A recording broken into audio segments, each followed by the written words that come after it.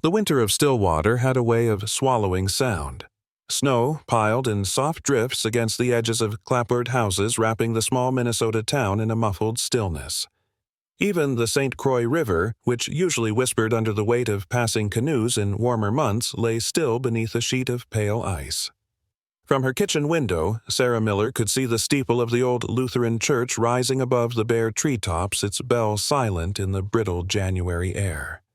Sarah was 29, her hands steady from years of nursing at the local hospital, yet that morning she cradled her coffee mug as if it were something fragile, something alive. Inside her a different heartbeat pulsed, not her own, but the tiny, steady rhythm of the daughter she and Jack had been waiting for. Jack Miller was the kind of man who smelled faintly of wood smoke and snow after every shift. A firefighter in the Stillwater Fire Department, he wore his courage lightly like an old jacket. That winter, he had built a wooden cradle by hand in their small garage, the scent of freshly sanded pine lingering on his clothes when he came in for dinner. Sarah had watched him run his calloused fingers over the smooth edges of the crib's rail, as if already learning the shape of the child who would sleep there. The pregnancy had been easy so far. The morning sickness everyone warned her about had brushed past with only a few pale mornings in December. Her body swelled gently, the weight of life inside her, a quiet, constant reminder that spring would come, and with it, grace. They had chosen the name early in the hush of a snowy evening sitting beside the crackling fireplace. Grace Jack had said not as a suggestion, but as a certainty, as though he had heard the name whispered by the future itself. Life unfolded slowly that winter. The town moved to the rhythm of ice and thaw of neighbors waving from driveways while clearing snow of grocery bags filled with hearty bread and milk to last through the storms. Sarah still worked 3 days a week at the hospital, her shifts filled with the muted beeps of heart monitors and the warmth of patients who had known her since she was a teenager. She would return home with cheeks flushed from the cold, her boots leaving small puddles by the door. In the evenings, she and Jack would sit by the fire, her legs draped across his lap as he read from a battered copy of a book on parenting. Sometimes he'd pause to rest his hand against the curve of her belly, smiling when he felt the faint flutter of movement. "She's strong," he'd say softly, and Sarah would nod, feeling the truth of it deep in her bones. It was on one of those still mornings under a sky the color of cold steel that Sarah drove to Minneapolis for her routine 20-week ultrasound. The interstate was clear, the snowbanks lining the road glistening under a pale sun. She hummed along to the radio, her thoughts filled with the image of Grace's tiny face, the gentle arch of her nose, the curve of her lips.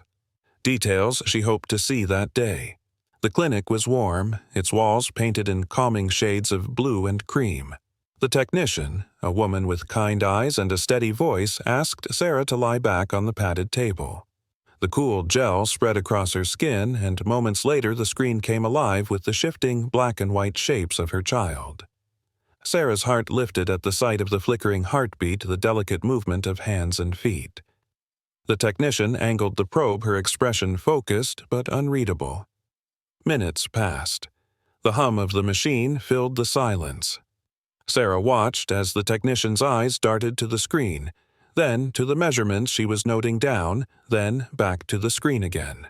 "I'm going to have the doctor take a look," the technician said gently, "just to be sure we have everything we need." It was a phrase Sarah had heard before in her years at the hospital, a phrase that was meant to reassure, but rarely did. She pulled her cardigan tighter over her shoulders, the room suddenly colder despite the thermostat's steady warmth. The door opened, and a man in a white coat stepped in, his hair silver at the temples. Dr. Henson introduced himself, shaking Sarah's hand with a grip that was both firm and compassionate. He glanced at the screen, then at the still image. Frozen there, Grace's head turned slightly, the profile of her face visible, and behind it, a shadowed mass that didn't belong. "Mrs. Miller," he began, his voice calm, measured. "Your baby has what we believe is a congenital cervical mass. It appears to be significant in size, and it's likely pressing against her airway." Sarah blinked her mind, trying to tether those words to something familiar, something that didn't sound like a storm breaking inside her chest. She glanced at the image on the screen, her baby's face so small, so perfectly formed, and yet marked by something that could take her away before she even arrived. The doctor continued explaining terms like cystic hygroma and teratoma, words that felt too large and heavy to fit into the quiet room. He spoke of surgical possibilities, of the risks to Sarah and the baby, of the recommendation, the option to end the pregnancy before the dangers grew. Sarah heard her own breathing, steady but shallow. She thought of the cradle in the garage, the name already chosen, the tiny socks folded in a drawer at home. She thought of Jack's hand on her belly, the way he said, "She's strong."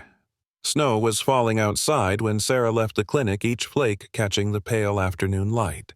She sat in her car, hands on the steering wheel, the world beyond her windshield blurred and quiet. Somewhere inside her, Grace shifted a small, undeniable movement, and Sarah closed her eyes. The road back to Stillwater stretched ahead, long and empty under the winter sky. The road home unspooled in a thin, gray ribbon between fields that slept under a crust of white. Sarah kept both hands on the wheel and watched the sky for signs, as though the hush of winter might answer what the clinic could not. On the passenger seat lay a stapled packet of printed information and a small envelope with ultrasound images tucked inside a profile, a spine, a curled hand the size of a lentil, and in the shadows the thing that had followed the outline of her child like a tide mark, a margin of darkness that changed the shape of hope. Stillwater welcomed her with a sound she knew well. The muted hush of tires against snow, and the distant echo of a train slipping along tracks that divided the town.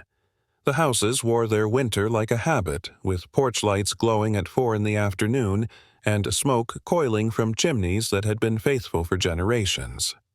She parked in the driveway and sat for a moment as the engine ticked into silence, the cold immediately pressing up against the windows.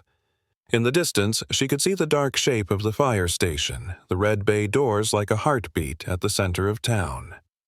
Inside the house, the warmth surprised her. It rose to meet her at the threshold and smelled faintly of cinnamon. Jack had left the porch light on, and a pair of boots stood at attention beside the door, the boots he wore on his night shifts. The wooden cradle he had made sat in the living room, catching the late sun as it slid across the floor. The cradle was simple, its curves softened by sandpaper and care, the grain glimmering like a river captured in wood. Sarah stood beside it and, without meaning to, laid her palm on the rail as if listening for something inside the quiet. Grace moved. A soft nudge from within, so subtle and sure, it felt like a message written on her blood. Sarah closed her eyes. It was enough to stand still and to let that small certainty steady her. Then she hung her coat, rinsed the road salt from her hands, and folded the clinic papers away into a drawer she rarely opened. There would be time briefings to read, risks to understand, routes to map. But not now. Not while the light was turning to amber, and the house remembered their laughter. Jack came home before midnight, the world clinging to him in the smell of cold air and the trace of smoke in his hair. The winter had made him careful, precise, as though each step through snow demanded a promise. He set down his bag, looked at Sarah, then at her hands. He had always been a man who read storms before they broke.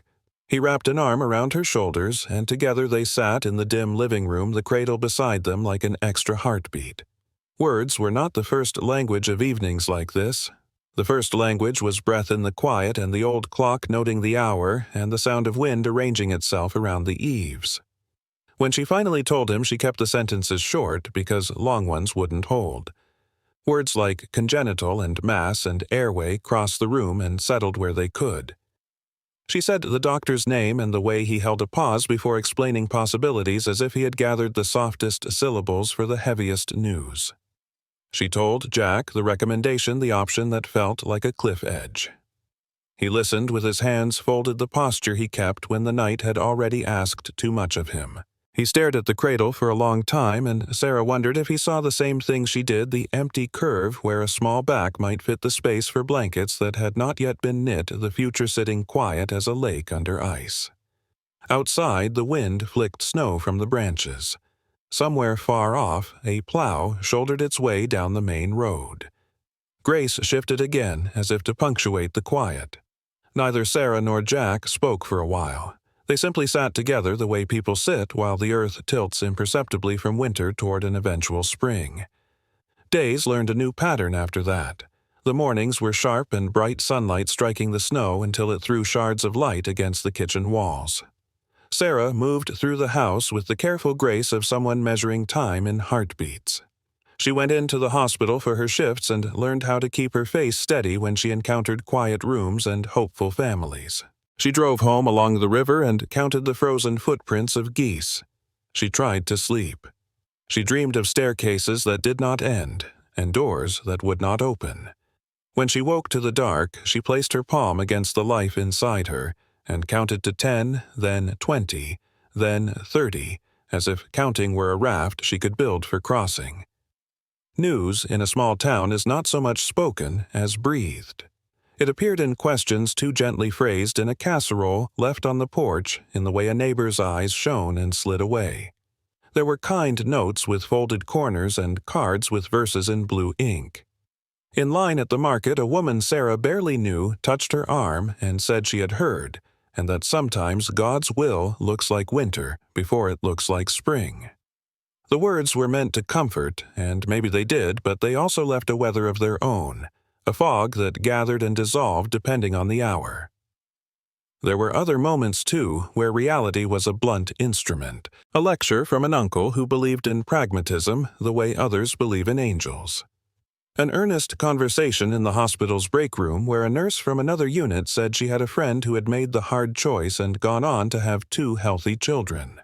Statistics wore the worst kind of smile, sympathetic and unpersuaded. Sarah gathered each sentence like a stone and set it down in a row. She needed to see what might build a path. Appointments multiplied. Minneapolis again, then a referral to Rochester where the Mayo Clinic's complex of buildings gleamed like a careful, deliberate future under winter light. In the car, the radio turned thin and far away between stations, the static like snow inside the air. Sarah watched the horizon, the long lines of bare trees like a notation she could not read but felt in her bones. Jack drove his jaw set the way it was when he lifted weight he knew would bruise. At Mayo, the corridors were quiet in a practiced way. People came and went with folders and hope. The fetal care team greeted them with clean hands and direct eyes. They walked through what might be done if the mass grew, and what an ex utero procedure could look like if the airway were compromised at birth. They described specialized teams and a room ready for battle surgeons and anesthesiologists and neonatal specialists arranged like a constellation around a single small star. Sarah listened. She imagined the architecture of a moment she had not yet seen, the way time would narrow, the way every voice would drop to the same pitch if something faltered. She pictured a hand she did not know lifting her child, and another hand clearing a path for breath. Between each explanation, she felt Grace turn and settle like a bird owie. They drove home through late afternoon. Shadows lengthened over the fields and the sky deepened into the kind of blue that only winter knows well, as if it had been steeped in cold until color was a kind of heat. Sarah counted road signs because numbers were honest even when nothing else was. She counted exits, barns, the brief flare of a deer's eyes at the edge of a wood. When they reached Stillwater, the river took their reflections and made them smaller. Later in their kitchen, the kettle sang them back into the familiar. Jack poured tea. Sarah cupped her hands around the heat and tried to decide whether to speak or to listen to the house tell them things they already knew. The floors whisper at the third board and the wind's private roots through the eaves, the way warmth rises and collects in the high corners of rooms. The refrigerator hummed. The tea cooled. She stared at the steam until it thinned. Choice is not a point on a map, she thought. It is a road that changes as you walk it. She had always trusted her body, her training, the ways she could be useful and tender at once. She trusted science because it had sat with her in hard rooms and never flinched. She trusted faith because it had taught her that love does not ask for a guarantee before it gives itself away. Between the two, there was now a valley where her child rested. When the snow returned, it came at night. The roof softened beneath its weight and the air seemed to lift. Sarah woke and went to the window. Street lamps carved circles in the dark. The world felt remade as if the quiet had been polished and returned to them whole. She slipped on a sweater and went to the living room where the cradle held the dark like a bowl. A thin layer of snow had gathered on the back steps. She opened the door and let the cold walk in for a moment, then closed it again and stood at the threshold the way a person stands at a border not yet across and no longer where they began. In the morning, the town was busy with the work of snow. Plows carved channels. Children pulled sleds like flags of joy behind them. The Lutheran church bell rang and small figures crossed the street carefully wrapped in scarves that made them look like promises. Sarah took a walk. She made her way down to the river and listened to the ice hold. She imagined tracing a finger along the tilt of Grace's ear, the bridge of her nose, the seam where the mass met the line of her delicate throat. She imagined whispering her name for the first time and hearing it answered by breath. That afternoon, she wrote a list. It had columns with headings that made her heart ache risk probability outcome because she knew the exact ledger of a hospital's language. Under a different column, she wrote cradle. First snow, apricot sunlight on the dining room table at 4 p.m. The way Jack laughed when he was exhausted and could not help it the first time she felt Grace press against her palm. She added, courage is not a certainty. Courage is the hand that stays. The conversations intensified as the news traveled its own miles.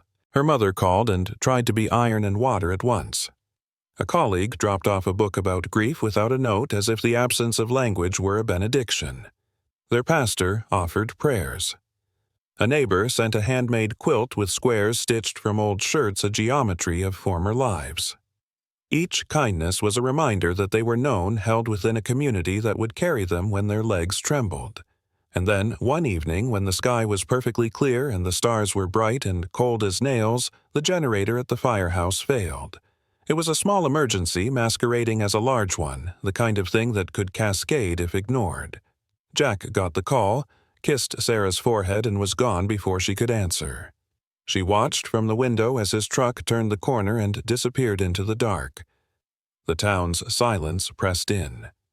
She waited for the sound of the generator warming into life, that stubborn cough and purr. When it came, relief arrived in her body the way heat arrives through chilled skin. Slow, certain, transforming. She lay in bed and thought of the words she had not spoken. She thought of choices that stand at the edge of a person's life and ask for both hands. She stared at the ceiling until it blurred into a midnight lake. At some point, her breathing matched the steady pace of the furnace. Sleep sifted down through the seams of the night. Morning found her more certain than the day before. She did not mistake certainty for safety. She did not mistake it for outcome. It was simply a place to plant a foot. She brewed coffee and stood by the window while the first light widened. She touched the glass as though she could move the dawn faster. She spoke Grace's name aloud and felt the room accept it the way a church accepts a prayer. The phone rang. It was the clinic scheduling another scan. She wrote the date on a paper calendar and then again in her head where longer calendars live. When Jack returned from the station, he smelled like cold air and relief. He took off his boots and set them beside hers. The morning had left the frost feathers along the lower panes of the back door. He traced one with his fingertip and watched it vanish. He opened his mouth to speak and then closed it again the way a person does when language is a rough tool for delicate work. They moved through the day. They cleaned the kitchen together, the domestic choreography of small motions that add up to a kind of balm. They put on coats and walked to the market where the elderly cashier knew everyone's names and the exact weight of a family's ordinary. In the cereal aisle, a child in a red coat reached out to touch Sarah's sleeve and then hid behind a mother who smiled an apology. Sarah felt briefly like a star being studied. She breathed and let the moment pass. In the afternoon, they drove to the river again. The sky had cleared completely and light poured over the ice like something holy. They stood on the river walk and watched a pair of men drill a small circle for ice fishing. The men moved with a practiced patience that made time irrelevant. Somewhere in that choreography, Sarah found a metaphor she could use. This is what waiting with intention looks like. This is what it means to prepare for what is beneath the surface, to believe in what cannot be seen but must be tended. On the way home, they stopped at the church. The door was unlocked as if the building trusted the town entirely. They sat in the third pew from the back because habit is an anchor. The sanctuary smelled like wood and old hymnals. The windows held winter's light like bowls of quiet. Sarah closed her eyes. She did not bargain. She did not beg. She offered what she had the shape of a love that would not make itself small to fit a safer story. When they rose, the world had not changed, and yet everything had. They walked back to the truck. They made dinner. They watched the evening news with the sound low, the images gliding across the screen like weather on a map they did not live inside. Later, when the house had settled into its night sound, Sarah wrote a letter she did not intend to send. She wrote to the future hers, Jack's Grace's, and folded it into an envelope without a name because naming felt like binding, and she needed the future to be untied. Snow returned again the next day and remade the town. A neighbor's wind chime fixed its song to the breeze. The mail carrier's prints crossed their front walk like a stitched seam. Sarah felt Grace move steady, insistent, alive. She laid her hands over the movement and listened. She realized that fear and courage had decided to share a house in her chest. She realized that decision is sometimes the thing that remains after the arguments have gone quiet. And in that quiet, she knew what she would do. She told Jack while the tea brewed and the kettle made its small roaring. She did not make her case like a lawyer. She did not speak statistics or miracles. She said that love did not require guarantees, and that if Grace wanted even 1 hour in light, she would give her that hour filled to the brim. Jack listened. He reached across the space between them and covered her hand with his as if the two of them together might be the size of a harbor. Outside, the snow came down with the deliberateness of Grace. The world narrowed to what was close: the wooden cradle, the soft hum of the furnace, the thin whistle of wind at the window's edge. In the midst of that narrowing, life widened. The choice was not a trumpet. It was a candle. It would not turn night into day, but it would keep them from losing each other in the dark. They called the clinic to confirm the plan. They wrote down names and dates. They agreed to another visit to Rochester. They folded the list and placed it beneath the magnet on the refrigerator that held up grocery receipts and jokes cut from newspapers. They stood back and looked at the ordinary objects of their life and understood that the ordinary had never been anything less than a miracle. That night, Sarah slept without dreaming. When she woke just before dawn, the house glowed with the dim promise of morning. She lay very still and felt Grace push against her palm as if to say, "I am here." Sarah answered without words, "So am I."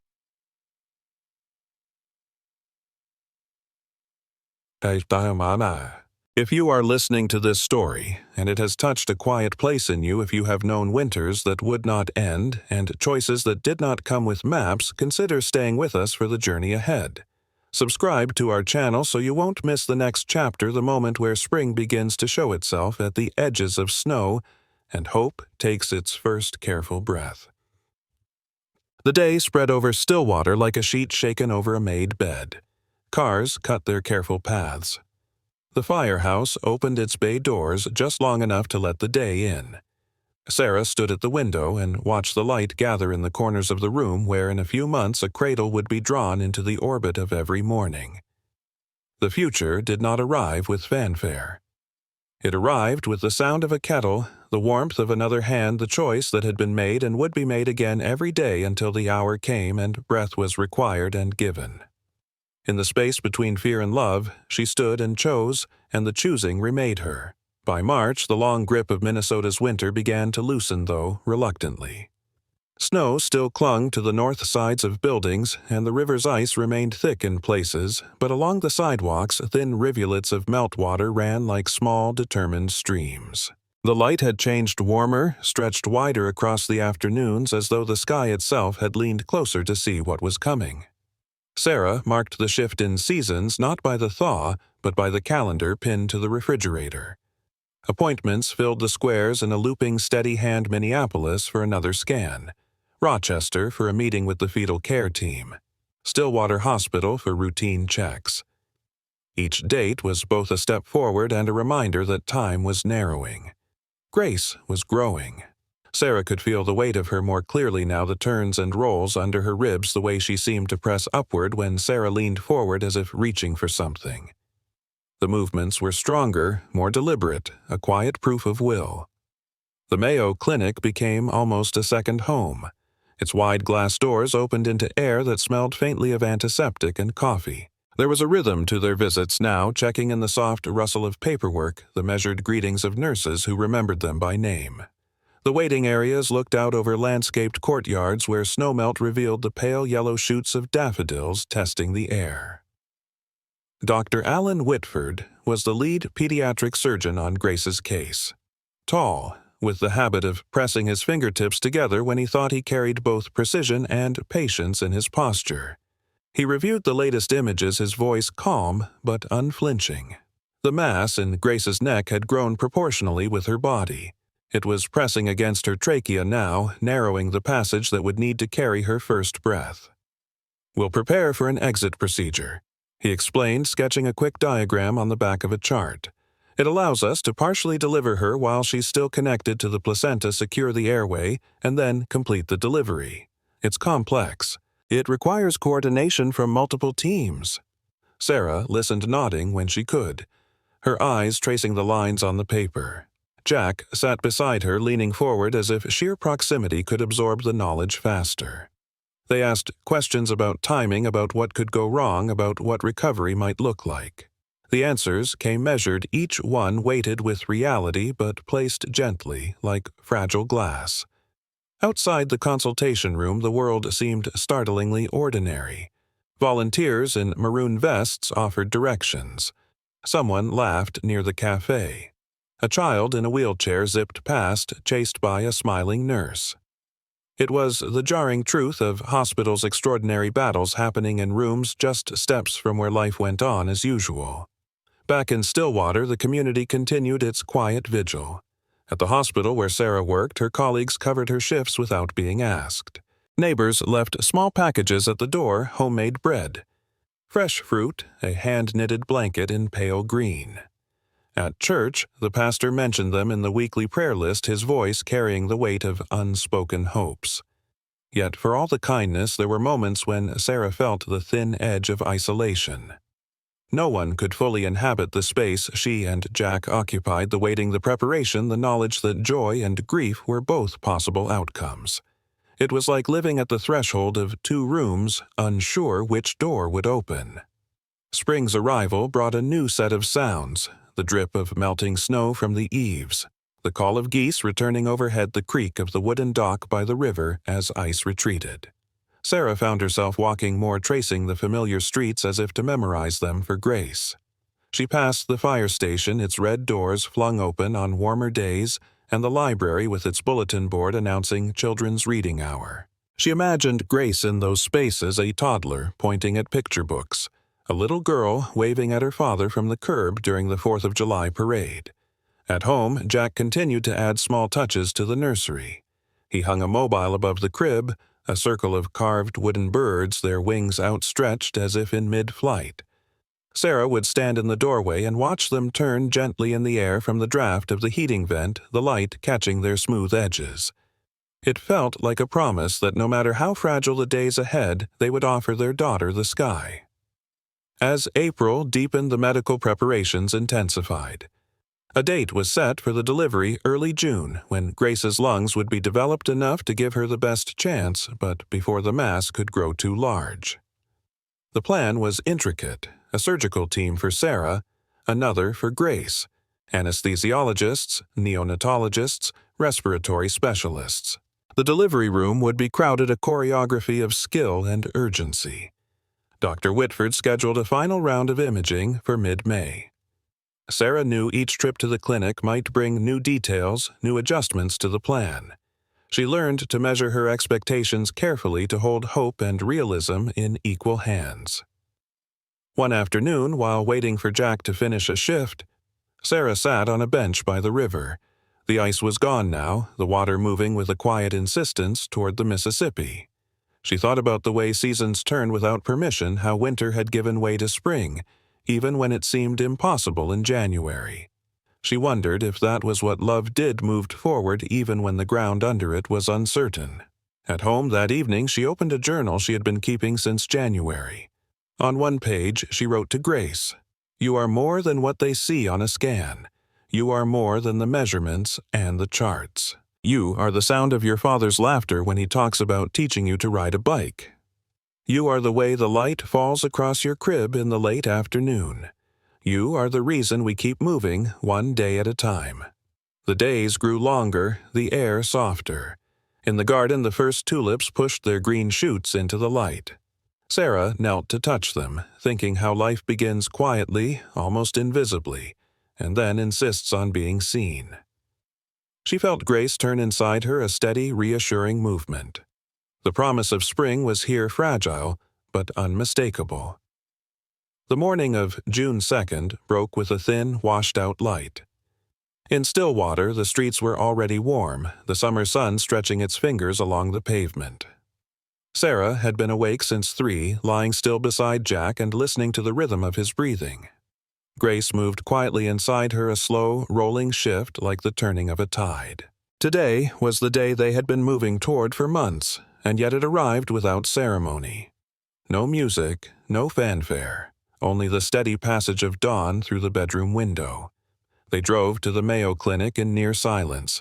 The highway was clear, the fields green with early summer growth.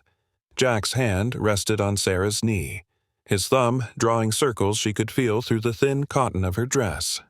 They passed small towns where American flags hung motionless in the morning air, the windows of diners fogged from breakfast steam. The world looked unchanged, and yet for them, everything had shifted. At the hospital, the lobby smelled faintly of antiseptic and coffee, the same as it always did, but the weight of the day made every sound sharper, the click of shoes on tile, the low hum of conversation, the rustle of paperwork. The surgical team was already assembled, their movements precise, but unhurried, the choreography of people who had trained for moments like this. Sarah was taken to a preoperative room where soft light filtered through the blinds. A nurse with warm eyes and steady hands checked her vitals, attached monitors, and explained each step of the process. The fetal heart monitor picked up Grace's rhythm strong, consistent, a sound Sarah had memorized. Jack stood beside the bed, one hand on the rail, the other gripping her fingers as though anchoring them both. The anesthesiologist arrived, introducing himself in a calm, measured tone. Dr. Whitford came next, reviewing the plan one last time, the exit procedure, the precise window in which Grace would remain connected to the placenta while they secured her airway, the signal they would use if something went wrong. His voice was steady, his eyes direct, but Sarah could see the focus in the tight set of his jaw. In the operating room, the air was cool and clean, the lights bright but not harsh. Machines waited in quiet readiness, each one a lifeline. The team moved around her with practiced efficiency, positioning, draping, prepping. Sarah felt the slow onset of anesthesia, a spreading warmth that made the edges of the room blur. Above the surgical masks, she caught glimpses of eyes, some intent, some calm, some carrying the same quiet hope she felt in her chest. Jack was at her side until the moment they began. He squeezed her hand once firmly before stepping back to give the team space. The drape went up a curtain between her and the work being done. Sarah closed her eyes and listened not just to the monitors but to the subtle language of the room, the clipped exchange of instruments, the soft affirmation of a successful step, the shift in tone when the next part began. "Heads out," someone said, their voice low but clear. Sarah's breath caught. Grace was here, half here, her small head cradled in the hands of a surgeon while the rest of her body remained within the safety of the womb. The airway team stepped forward, their movements precise. Seconds stretched long and taut as they worked to clear the obstruction to find the space where breath could live. Then came the sound, a cough, almost imperceptible at first, followed by a cry. Thin, ragged, but unmistakably alive. It cut through the room like light through dark water. Sarah felt her eyes flood her body, reacting before her mind could form words. She caught Jack's voice somewhere behind her, a sharp exhale that was half a laugh, half a sob. They completed the delivery quickly after that. Grace was lifted free, her body impossibly small against the broad hands that held her. The mass on her neck was there exactly as the images had shown, but so were her eyes, open, searching, reflecting the bright light above. Sarah reached for her, and for one suspended moment Grace was placed against her chest, skin to skin. The heat of her was astonishing, a living sun cupped in Sarah's arms. The neonatal team took her then, moving her to a nearby table where machines and warmers waited. Sarah watched as they secured her airway more permanently, their movements swift but careful. Jack stayed near, torn between looking back at Sarah and forward at their daughter. When he finally returned to her side, his face carried something new. Not relief alone, but awe, the recognition of a miracle that had chosen to arrive in the smallest, fiercest form. In the recovery room, Sarah lay with her eyes closed, feeling the echo of the operating room in her pulse. Grace was stable now, resting under the watch of the neonatal team. Jack sat beside her, his hand still wrapped around hers. Neither of them spoke for a long time. Words would come later. For now, they let the silence hold them, the kind of silence that was full, not empty. Beyond the windows, the world went on, cars moving along the street, trees shifting in the early summer breeze. But for Sarah, time had narrowed to the memory of a single sound, the first cry, fragile and defiant, the sound of a life insisting on itself. Don't. If this story has reached you, if you felt the weight of a moment where life balanced on the edge of uncertainty, stay with us. Subscribe to our channel to follow Grace's journey to see what love looks like in the days and weeks after the first cry. Your support keeps these stories alive. They would see her again soon. There would be wires and monitors, and the journey ahead would be uncertain. But Sarah knew as she lay there with Jack's hand in hers that they had already crossed the most dangerous threshold. Grace had breathed. She had cried. She was here. The day outside the hospital unfolded without drama. Sunlight poured across the parking lot, the heat rising from the asphalt in gentle waves. Inside, in a small room filled with the steady hum of machines, a family began. In the hours after a birth time does not behave. It slows to a syrupy crawl and then leaps forward, slipping past hands that try to hold it. The recovery room was quiet, except for the fluent language of machines. Soft chimes, measured hisses, the low, constant whir of air being warmed and shared. Sarah lay propped against pillows while a nurse adjusted the blanket and checked the line at her wrist. The overhead lights were gentle here, tinted toward evening, even though it was barely past noon. A clock kept watch without judgment. Somewhere nearby, behind tempered glass and the vigilance of red and green LEDs, Grace slept.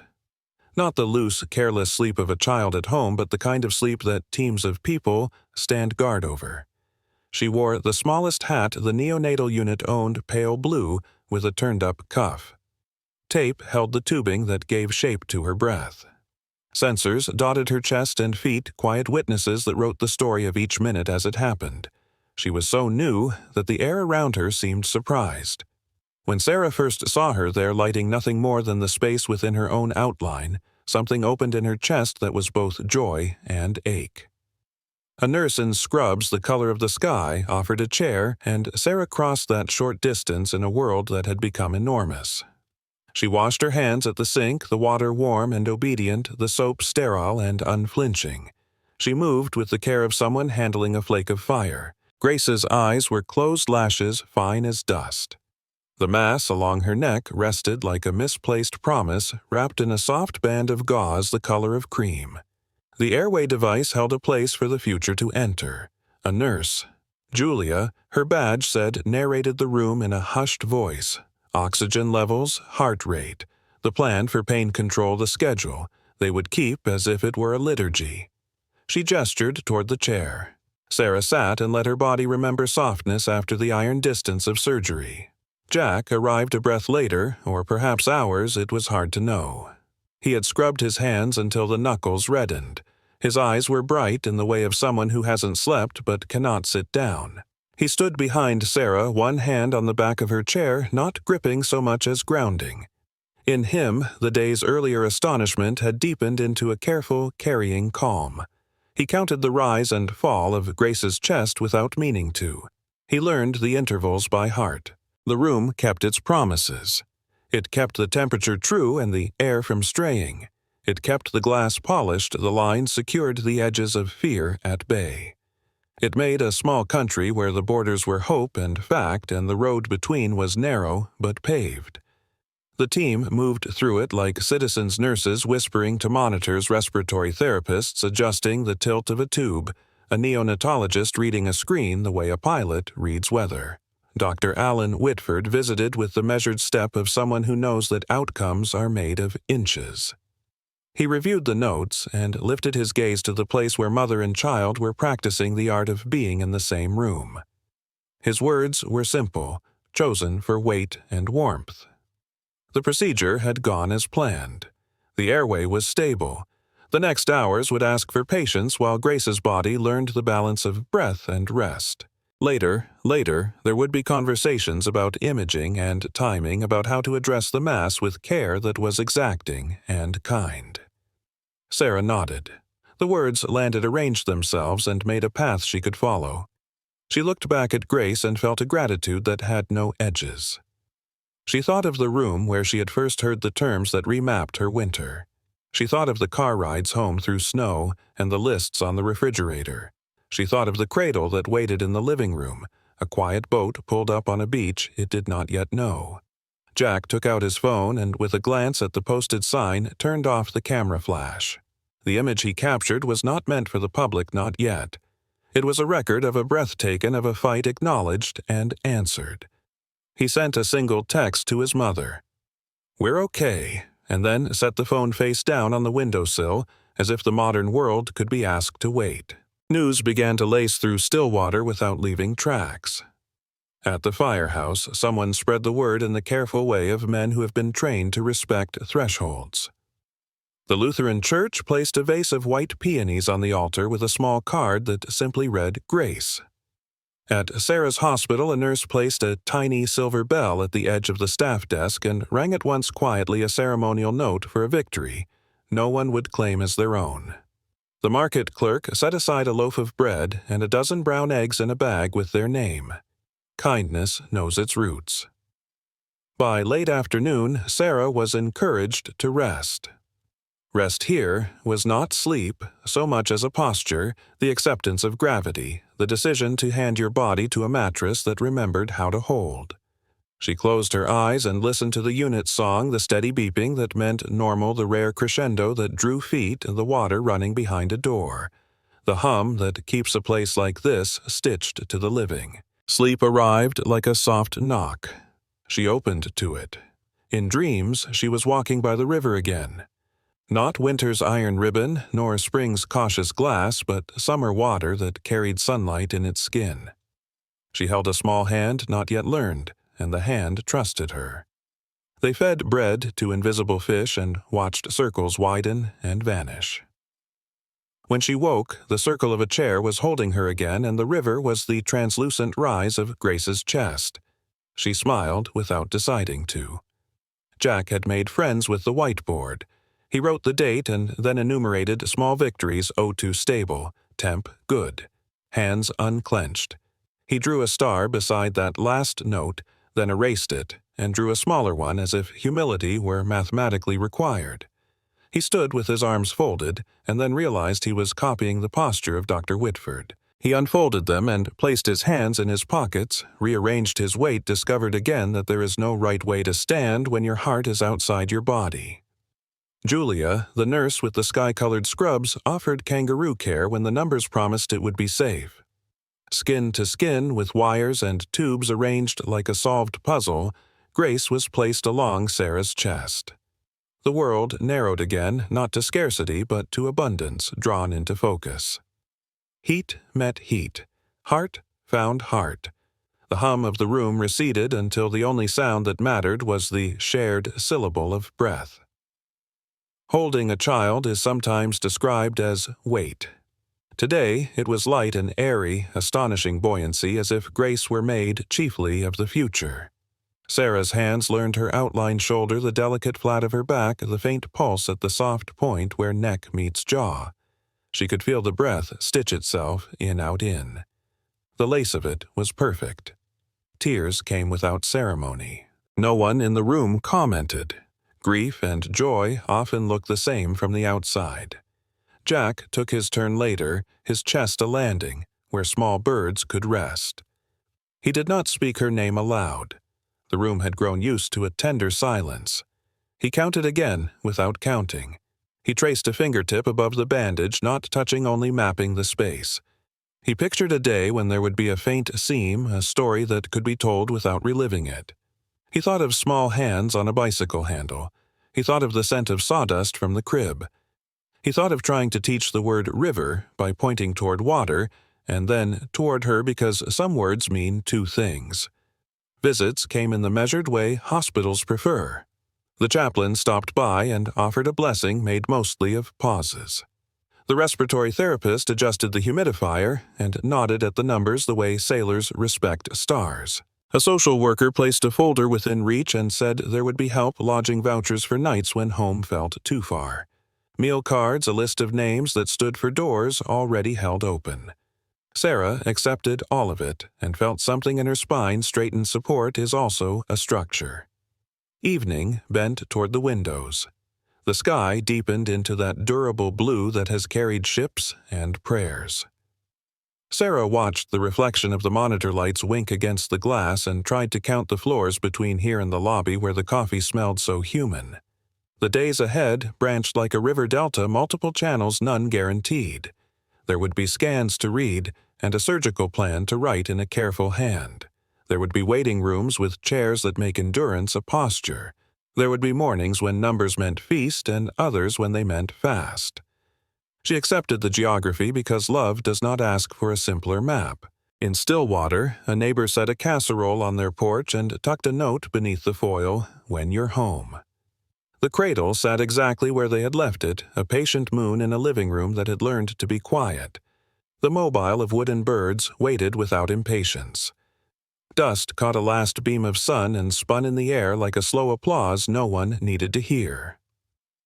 Night arrived in the unit with soft shoes and dimmed lights.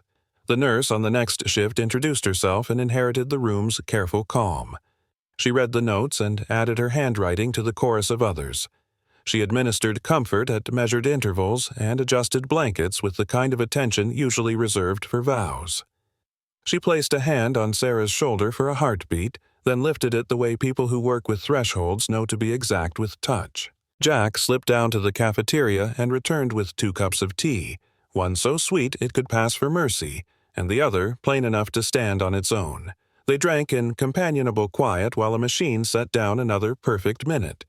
He took out his phone again and drafted a message. "She's here. She's strong. We're learning how to breathe together." He did not send it. Not yet. Some news prefers to live inside a shared room before it belongs to a wider one. At midnight, Sarah was helped back to her bed. The walk was slow, a corridor-long pilgrimage of gratitude and caution. She lay down and felt the ache of stitches, the throb that proved her body had crossed a line and was now learning a new country. Pain here was not an enemy. It was evidence, a stamped passport that read, "Mother." She closed her eyes and pictured the river again, now under moonlight, now carrying flecks of town across its surface. Voices, porch lights, the hush of tires on late roads. Somewhere in that river she dropped a pebble named "Thank You" and watched the rings travel outward. Morning announced itself before the night had finished. Hospitals are like that. Dawn happens in layers, light and footsteps and the lids of small containers. Grace's numbers held. The list on the whiteboard grew with verbs that meant forward in a language that likes precision. Wean, assessi, plan. Sarah sat up and felt the world tilt toward day. She reached for a pen and wrote one sentence in her journal, a sentence that contained more than it said. Today, we will see what love can carry. Rounding brought new faces and familiar ones. Dr. Whitford outlined the next steps and proposed imaging within 48 hours. He explained how they would evaluate the mass's borders and blood supply, how they would choose a date for surgery that gave Grace time to grow stronger without giving the tumor time to become bolder. He drew the plan like a bridge, each pillar a metric, each span a carefully timed exchange between teams. Jack studied the drawing as if he could memorize it into happening.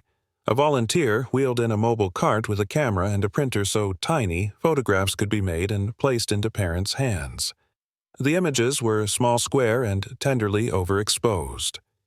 In one, Grace's hat sat slightly askew and her mouth formed an O, as if surprised by her own breath. In another, Sarah's hand looked impossibly large against the gentle geography of Grace's back. They tucked the pictures into the journal, where they made new pages feel official. By mid-morning, the room had learned their names. Not just the names on charts, but the names people say under their breath when they are rooting for you. Nurses passing the door glanced in as if to confirm a personal stake. A custodian paused at the threshold and tipped an invisible hat. A pharmacist handed over a syringe with a smile that reached beyond protocol. Care is often a choir. Today, it sang in tune. When fatigue finally insisted, Sarah slept again and the hour took on a soft blur. In the blur, she visited rooms that were not rooms at all, meadows where the wind taught the grass to bow, a porch where rain arranged itself in perfect lines, a classroom she could not place where someone wrote resilience on a blackboard and underlined it twice. She woke with the echo of chalk in the air and found Grace still nested in the measured world that loved her into steadiness. In the afternoon, a delivery arrived at the unit desk, a narrow vase with 3 zinnias orange-red and a pink so bright it felt like laughter. The card carried only 3 words and a signature, to Grace Stillwater. The nurse smiled as she placed the flowers on a high shelf where the scent would not argue with the monitors. It smelled faintly of summer kitchens and screen doors. Sarah closed her eyes and breathed it in as if it were a vitamin the body remembers. The day had done its honest work when Dr. Whitford returned with a brief update and a promise to reconvene in the morning. He spoke of numbers and margins of thresholds that had been met and would be met again. Before he left, he rested his hand on the foot of the isolette for the length of a heartbeat, a small secular blessing that said, "We are not alone in this room." Then he was gone the doorway, briefly full of his steady outline, and then empty the way all doors learn to be. Evening returned more easily than it had the night before. The unit dimmed, and the hallway lights turned to a calm, indirect glow. Outside Rochester surrendered to the ordinary traffic of late diners and shift changes, taillights writing temporary lines that meant home for someone else. Inside, Sarah and Jack learned to sit without asking time to hurry. They had always liked the wide American sky. Now they learned to love a ceiling tile square, the curve of a chair's arm, the way small things hold. At last, when the numbers offered another invitation, Sarah lifted Grace to her chest again. Jack leaned close enough to hear the fine run of breath. The 3 of them formed a shape that had not existed the day before. They stayed like that until the nurse tapped the clock and smiled an apology that wasn't needed. Back into the isolette, Grace went all warm, weight, and possibility. The room said goodnight in its own accent. The machines lowered their volume to the hum of a distant highway. The nurse drew the shade halfway and left the bottom open for the courage of morning to find its way in. Sarah kissed her fingers and touched the clear wall of the isolette, a gesture from one country to another. Jack turned off the lamp. The last thing Sarah saw before sleep rewound the day and stacked it neatly was the small blue hat, a crown bestowed by breath. In the boundary where waking dissolves and dreams begin, she pictured the cradle at home catching June light, the wooden birds circling on an invisible breeze. She pictured a river sharing its tired secrets with stones. She pictured a town she loved making room for a new citizen with a name that fit the season. The future did not ask for guarantees. It asked for patience, for hands, for a willingness to stand witness. She had all 3. Grace slept. The room kept time. Love held. 2 weeks after her first cry, Grace lay in the operating theater again.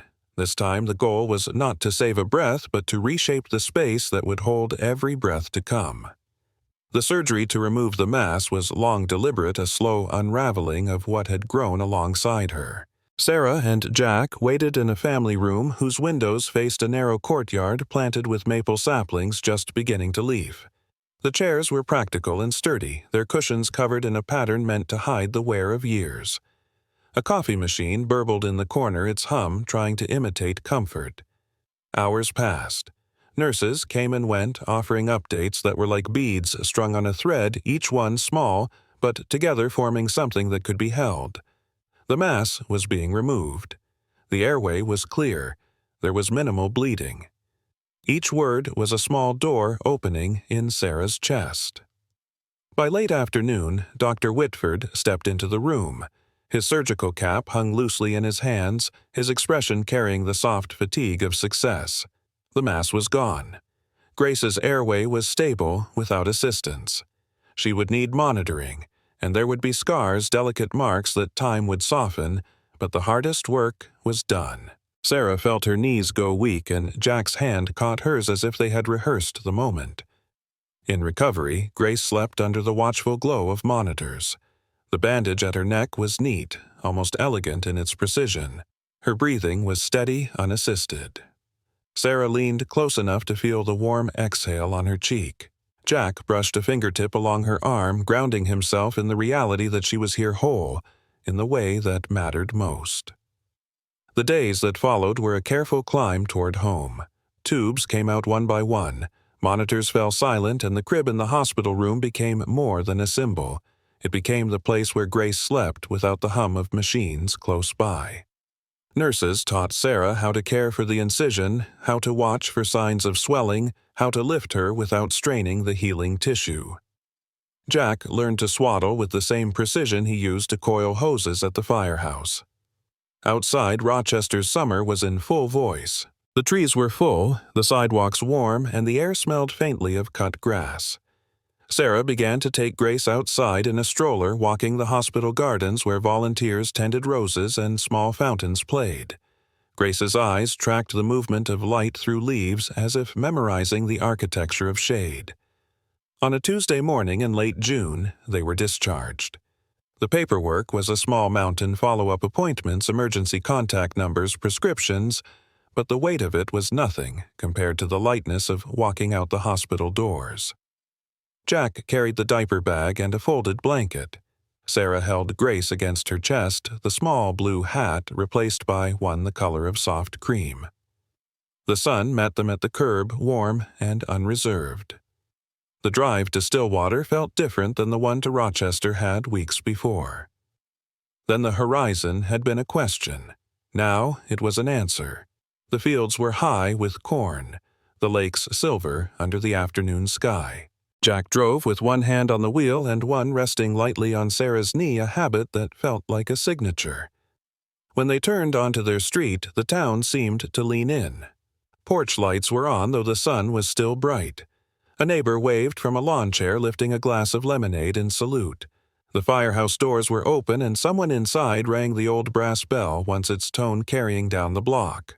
At their front door, a small wicker basket sat waiting, filled with fresh-bred strawberries and a handwritten card. Welcome home, Grace. Inside the cradle waited in its corner the mobile of wooden birds suspended above it. Sarah placed Grace inside for the first time, watching the way her daughter's eyes followed the slow spin of wings. Jack knelt beside them, resting his forearms on the rail. For a long time they simply stayed like that, the three of them, the room warm with the late light, the future still unwritten but undeniably present. Summer settled into its rhythm. Nights were broken into small intervals of feeding and changing days marked by the slow work of healing and growing. Grace's scar was a pale curve that disappeared beneath the edge of her collar. Visitors came in measured waves, family, friends, neighbors, each one bringing something: food, a quilt, a story. The Lutheran church held a blessing one Sunday, the pastor's hands hovering just above Grace's small head. The congregation sang softly, their voices a net to catch any fear that might have lingered. Sarah began walking with Grace along the river again. The water was quick now, reflecting the heavy green of the trees. She told her daughter about the winter past, the snowdrifts taller than a car, the mornings when the air burned in their lungs, the long drives to the city. She spoke not of the fear, but of the choosing to stay, to fight, to love without guarantee. Grace listened in the way infants do with her whole body. Jack built a small bench at the edge of their yard under the maple tree. In the evenings, they sat there with Grace in their arms, watching the sky change. The wooden birds in the nursery turned slowly when the windows were open, catching the scent of grass and far-off rain. One evening in late August, Sarah noticed the first leaf beginning to turn a flash of yellow against the green. It reminded her that seasons would keep moving, that winter would come again, but they would meet it differently now. They had carried a spring inside their winter once before. They could do it again. Tag. If you've walked this road with us through the long winter, the fragile spring, the first cry, and the days after, know that your presence matters. These stories are not just told. They are shared, kept alive by the hearts that hold them. Subscribe to our channel to continue hearing about lives shaped by courage choices and the quiet miracles that arrive without warning. K. That night, Sarah stood at the window after putting Grace down. The street was quiet, lit by the steady glow of porch lamps. The air was warm, the maple leaves shifting gently. Behind her, the cradle swayed slightly as if rocked by an invisible hand. She thought of the months behind them, the ultrasound screen, the cold mornings on the road, the weight of waiting, and of the girl sleeping now, her breath as even as the tide. Winter had been long. Spring had been fragile. But they were here, and in the small, steady space of their home, love had grown into something large enough to carry them all.